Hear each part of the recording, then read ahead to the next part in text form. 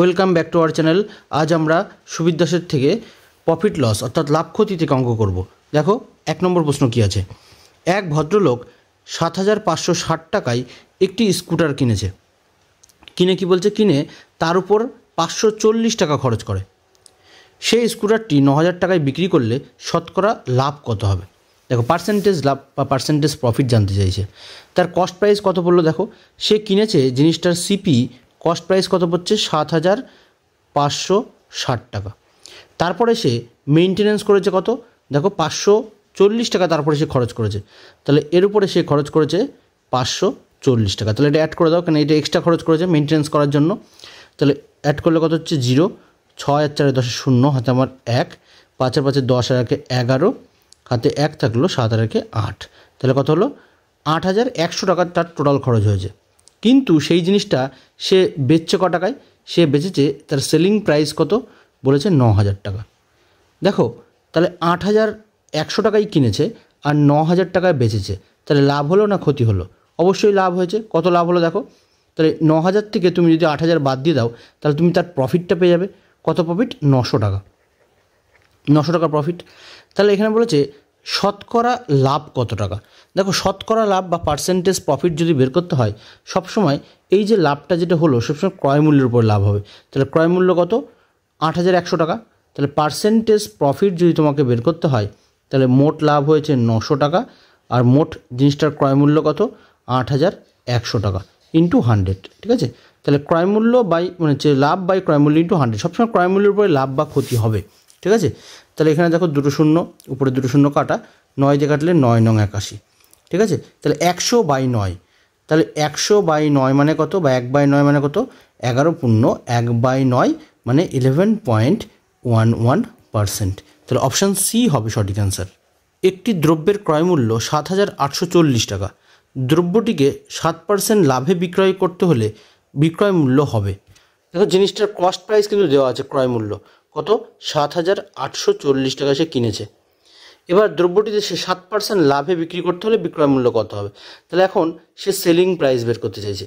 সে ক টাকায় বিক্রি করবে? দেখো 7,840 টাকা তো সে কিনেছিল, এরপরে সে 7% লাভ করছে। তার মানে যদি 100 টাকায় সে জিনিসটা কেনে 7% লাভ করতে গেলে কত হবে? 107 বাই হচ্ছে তোমার 100। তাহলে এখানে একটা শূন্য শূন্য কেটে দাও। তাহলে এই 107কে 784 দিয়ে গুণ করো, দিয়ে তারপর দশমিক, এখানে যদি একটা শূন্য আছে 1 ঘর আগে দশমিক দিলেই হয়ে যাবে। তাহলে কত আছে? 7,000 মানে 784 বা হচ্ছে তোমার 107। তাহলে 4 7 28 8, হাতে আমার 2 থাকছে, 7 8 56 আর 2 58, 58 8, হাতে আমার 5, 7 7 49 আর 5 হচ্ছে তোমার 54। 0 দিয়ে গুণ করলে সবগুলোই 0 হয়ে যাবে। আচ্ছা 1 দিয়ে গুণ করলে সবগুলোই 1 দিয়ে গুণ করলে সেইটাই থাকবে। তাহলে 4 8 আর 7 সবগুলো যোগ করে দাও। তাহলে এটা 8, এটা হলো 8, 4 আর 4 এটা হলো 8, 8 আর 5 13, 3 হাতে আমার 1, আচ্ছা 7 আর 1 8 এটা। তাহলে টোটালটা কত হলো? 83888 বাই হচ্ছে কত? 10। তাহলে যেহেতু এখানে একটা শূন্য আছে অর্থাৎ 1 ঘর আগে দশমিক হয়ে যাবে। তাহলে 8388.8। ঠিক আছে, 1 ঘর আগে দশমিক। তাহলে 8388 মানে হচ্ছে অপশান এ হবে। ঠিক আছে, 0.8 তুমি এখানে একটা 0 দিতে পারো। তাহলে অপশান এ হবে সঠিক অ্যান্সার। 270 টাকায় একটি দ্রব্য বিক্রি করে 12.5% লাভ হলে দ্রব্যটির ক্রয় মূল্য কত টাকা ছিল? দেখো 270 টাকায় বিক্রি করে সে 12.5% লাভ করেছে। তাহলে 12.5% লাভ করার অর্থ কি? 100 টাকার জিনিসটা সে এখন 112 টাকা 50 পয়সা বেচছে। তাহলে 112 টাকা 50 পয়সা যেটা ও বিক্রয় মূল্য যেটা, সেটাই কিন্তু তার 270 টাকা, সেটাই কিন্তু তার 270। ঠিক আছে, 8% মানে 112.5% মানে 1% মানে কত? 1% মানে নিশ্চয়ই কম হবে। 1% মানে তাহলে 270 বাই 112.5 এটা। আর 100% হলেই তো জিনিসটা ক্রয় মূল্য হয় সবসময়। তাহলে 100% মানে কত হবে? ইন্টু 100 দিয়ে গুণ করে দাও। যেহেতু এখানে একটা পয়েন্ট আছে তাহলে পয়েন্টটা তুলে দিলে এখানে 8 শূন্য হয়ে যাবে, মানে 1000 হয়ে যাবে। তাহলে 1125 উপর হলো কত? 1000। তুমি এটা 5 দিয়ে কাটো, 5 দিয়ে কাটলে কত হবে? 5 দুগুণী 10, 5 দুগুণী 10। আচ্ছা 5 দুগুণী 10 করলে তোমার 1 থাকলো 12 হলো, 5 দুগুণী 10-এর পরে 2 থাকলো, 5 5 25। আচ্ছা এটা করলে কত হবে? দেখো 5 দুগুণী 10 তার মানে 200। আচ্ছা 25 দিয়ে কাটো, 25 দিয়ে, আচ্ছা 25 দিয়ে কাটলে এটা কত হচ্ছে? বা 5 দিয়ে কাটছি, 5 দিয়ে কাটলে তোমার দেখো 4 5 20 0 40, আর 5 দিয়ে কাটলে 4 5 20 45, 5 দিয়ে কাটো 5 8 40, আর 5 দিয়ে কাটলে 5 9 45, 9 দিয়ে কাটো 9 দিয়ে কাটলে 3 9 27 মানে 70, মানে 30 হলো। 30কে 8 দিয়ে গুণ করো, 30 × 8, তাহলে গুণ করলে কত হচ্ছে, এখানে 30 আর এখানে 8 আছে, তাহলে 3 8 24, তাহলে 240 হবে সঠিক অ্যান্সার, অপশান এ। দেখো এটাকে তুমি ফ্র্যাকশান ধরেও ক্যালকুলেশন করতে পারো কিন্তু, যে এইখানে দেখো 12.5% যেহেতু আছে, 12.5%, ঠিক আছে, 12.5%, 12.5% মানে কত, 1/8। তার মানে কোনো একটা জিনিসটা যদি সে 8 টাকায় কিনে থাকে, তাহলে সে 1 টাকা কিন্তু প্রফিট করছে, কারণ এত % লাভ বলেছে।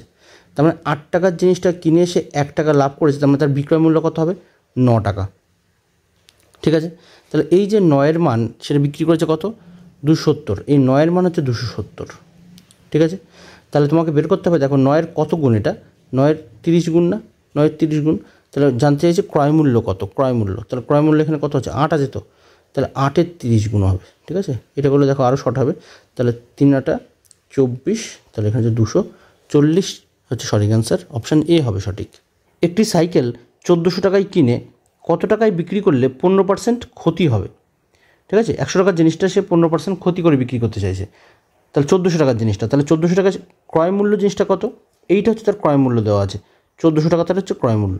এবার সে তারা জানতে চাইছে কত টাকায় বিক্রি হচ্ছে, মানে সেলিং প্রাইসটা তোমাকে জানতে চাইছে, সেলিং প্রাইস, তাহলে দেওয়া আছে দেখো 1400 টাকা তোমার কস্ট প্রাইস দেওয়া আছে, ক্রয় মূল্য, তাহলে 15% ক্ষতি করতে হলে তোমার সেলিং প্রাইস যেহেতু জানতে চাইছে, তাহলে তোমার কত করতে হবে, দেখো 25%-এর দাম নেবে, তাহলে 85 কত হবে, 100, এটা ক্যালকুলেট করলে হয়ে যাবে, 2 0 2 0 কাটাও, তাহলে 14 × হচ্ছে তোমার 85, এটা, তাহলে 85কে তুমি 14 দিয়ে গুণ করে দাও, 4 5 20, 0 হাতে আমার 2, 4 8 32, আর হচ্ছে 34, 85কে 1 দিয়ে গুণ করলে 85 হবে, 0 4 আর 5 9, 8 আর 3 হচ্ছে তোমার 11, তার মানে 1190 টাকা হবে সঠিক অ্যান্সার, অপশান সি হবে সঠিক। একটি বই 280 টাকায় বিক্রয় করে 20% ক্ষতি হলে বইটির ক্রয় মূল্য কত টাকা ছিল।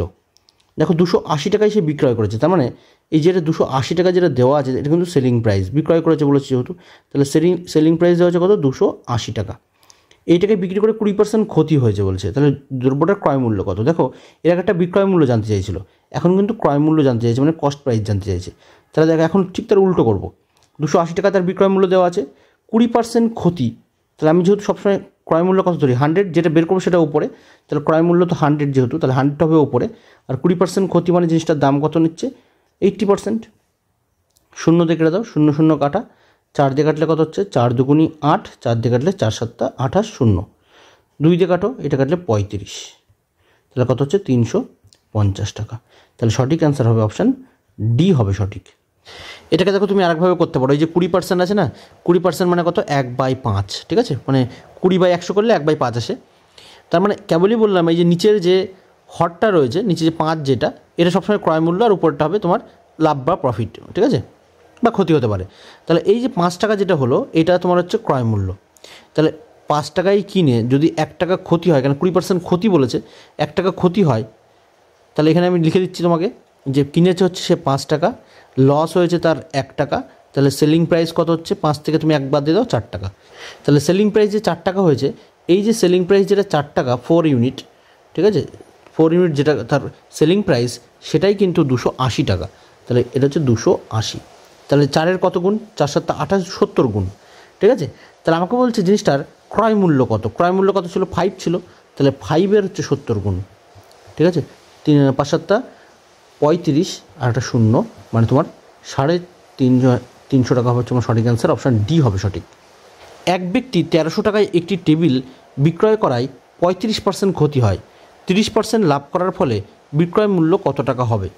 দেখো 35% ক্ষতি হচ্ছে, কত টাকায় বিক্রি করে, 1300 টাকায় বিক্রি করে, 35% ক্ষতি মানে কত, তুমি 100 থেকে 35 বাদ দিয়ে দাও, তাহলে কত হচ্ছে, দেখো জিনিসটার বিক্রয় মূল্য, জিনিসটার বিক্রয় মূল্য হচ্ছে 65, ঠিক আছে, এই যে 65%, এইটার মানই কিন্তু তার 1300 টাকা, ঠিক আছে, এটার মানে হচ্ছে তোমার 1300 টাকা, তাহলে 65 দ্বিগুণ হচ্ছে তোমার 130, ইন্টু 0 করলে তোমার হচ্ছে 1300, বলছে 20% যদি লাভ করতে হয়, তাহলে বিক্রয় মূল্য কত হবে, 30% লাভ করতে চাইছে, 30% লাভ মানে কত, 130, তাই তো, 100 টাকার জিনিসটা তাকে আরও 30 টাকায় বেশি লাভ করতে হবে, তাহলে 130 টাকা থেকে বেচতে হবে, তাহলে 130-এর তার 20 গুণ, তাহলে 130-এর 20 গুণ কত হবে? 13 দুগুণে 26, তারপরে দুটো শূন্য, এটা হবে তোমার সঠিক অ্যান্সার, মানে 2600 হবে, অপশান এ হবে সঠিক অ্যান্সার। এক ব্যক্তি 330 টাকায় একটি বই বিক্রি করায় 10% ক্ষতি হয়, কত টাকায় বইটি বিক্রি করলে 15% লাভ হবে? দেখো এই যে 10% তার লাভ হয়েছে, 10% লাভ হয়েছে, এখন থেকে লাভ করতে হবে বলছে কত টাকায় বিক্রি করলে তার 15% লাভ হবে। তাহলে 10% লাভ মানে কত? 10% লাভ মানে দেখো 110, ঠিক আছে, 110। তাহলে 110 টাকা যদি তার বিক্রয় মূল্য হয়, কিন্তু এখানে লিখেছে কত? 10% মানে 100 টাকার জিনিসটা সে 10 টাকা লাভ করছে, তার মানে 110 টাকায় সে বেচছে। তাহলে 110 টাকায় যেটা আমাদের মতে সেটা বইয়ে দেওয়া আছে কত? 330, ঠিক আছে। তাহলে তাকে বলছে 15% লাভ হলে জিনিসটার দাম কত হতো? দেখো এই 11-র কত গুণ? 3 গুণ, তাহলে 3 11 33, তারপর একটা শূন্য। তাহলে 15% লাভ মানে কত হবে? 100 টাকার জিনিসটা সে 15 টাকায় আরও বেশি দামে বিক্রি করছে, তার মানে 115 টাকায় তাকে বেচতে হবে। তাহলে 115-র 3 গুণ, তাহলে কত হচ্ছে? 345 হচ্ছে তাহলে জিনিসটা বিক্রয় মূল্য, অপশান সি হবে সঠিক অ্যান্সার। বিক্রয় মূল্যের উপর 20% লাভ হলে ক্রয় মূল্যের উপর লাভের হার কত? দেখো খুব ইম্পর্টেন্ট হচ্ছে বিক্রয় মূল্যের উপর লাভ। ন্যাচারালি লাভ সবসময় কিন্তু ক্রয় মূল্যের উপর হয়, ঠিক আছে, সবসময় লাভ হোক বা ক্ষতি হোক ক্রয় মূল্যের উপর হবে, আর ডিসকাউন্ট বা ছাড় দিতে হবে সবসময় লিখিত মূল্য বা মার্ক প্রাইসের উপরে। তাহলে এই যে বিক্রয় মূল্যের উপর বলেছে 20% লাভ, ঠিক আছে, এটা যে ব্যতিক্রমী কোশ্চেন আছে যে 20% তার লাভ হয়েছে, 20% প্রফিট, 20% মানে কত? 20% মানে তার 1/5, ঠিক আছে। দেখো এই যে 20% আমি ধরে নিচ্ছি জিনিসটার যেটা বলেছে, যার উপরে লাভ বলেছে সেটাকে আমি ধরে নেব। তাহলে আমি ধরে নিলাম সেলিং প্রাইস তার 100 টাকা, সেলিং প্রাইস কত? 100 টাকা। তাহলে এই যে 100 টাকার জিনিসটা সে 20% লাভে বিক্রি করছে, তাহলে ক্রয় মূল্য কত হবে? ক্রয় মূল্য কস্ট প্রাইস নিশ্চয়ই কম হবে, কিন্তু 80 টাকা, কারণ উল্টো করে ভাবো, এটাকে কোশ্চেন উল্টো আছে। 80 টাকায় সে কিনেছে, 100 টাকায় বেচছে, তবে দেখো তার 20% তার লাভ। তাহলে বলছে ক্রয় মূল্যের উপর তার লাভ কত? তার মানে 80 টাকার উপরে তার লাভ কত হবে? 80 টাকার উপর লাভ হবে কত? সেই 20 টাকায় লাভ হবে। তাহলে 20 টাকা লাভ হচ্ছে 80 টাকার উপরে, তাহলে 20/80 সবসময় ক্রয় মূল্যের উপর লাভ হয়, ইন্টু কত? 100। এখানে বলেই দিয়েছে ক্রয় মূল্যের উপর লাভ কত। তাহলে এটা কাটাকুটি করো, এটা 4 হবে, 4 দিয়ে কাটলে 25, তার মানে 25% তোমার হচ্ছে প্রফিট হবে, অপশান বি হবে সঠিক। বিক্রয় মূল্যের উপর 20% ক্ষতি হলে ক্রয় মূল্যের উপর ক্ষতির হার কত? একই রকম যেটা বলেছে তুমি সেটাকেই ধরো, বিক্রয় মূল্য ধরো তুমি হচ্ছে বিক্রয় মূল্যকে তুমি 100 ধরো। তাহলে বিক্রয় মূল্য যদি 100 হয়, তাহলে কস্ট প্রাইস কত হবে?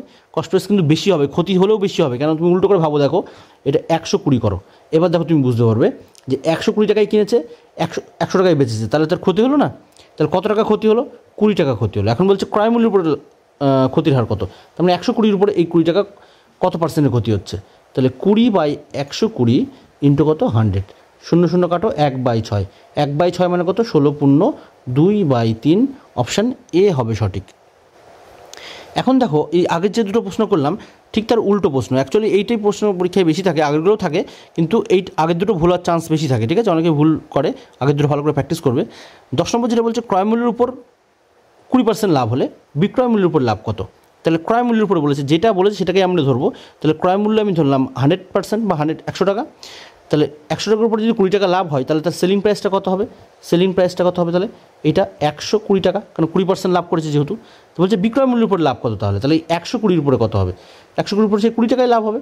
তাহলে 20/120, দেখো যেহেতু বিক্রয় মূল্যের উপর বলেছে, তাহলে যেটা বলেছে সেটা আমি নিচে লিখলাম, ইন্টু 100, 0 কাটা, 1/6, 1/6 মানে কত? 16 পূর্ণ 2/3%, অপশান সি হবে সঠিক অ্যান্সার।